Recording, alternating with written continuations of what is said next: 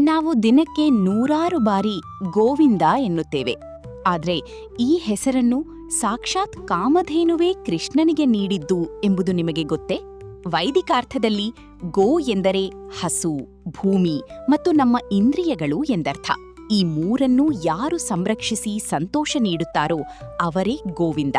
ಕೃಷ್ಣನು ಗೋವರ್ಧನಗಿರಿಯನ್ನು ಎತ್ತಿ ಹಿಡಿದು ಇಂದ್ರನ ಪ್ರಳಯ ಸದೃಶ ಮಳೆಯಿಂದ ಗೋಕುಲವನ್ನು ರಕ್ಷಿಸಿದಾಗ ಇಂದ್ರನ ಅಹಂಕಾರ ಅಡಗಿತು.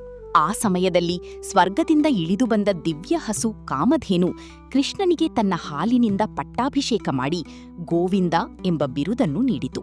ಅಂದಿನಿಂದ ಕೃಷ್ಣನು ಇಂದ್ರಿಯಗಳ ಒಡೆಯನಾದನು.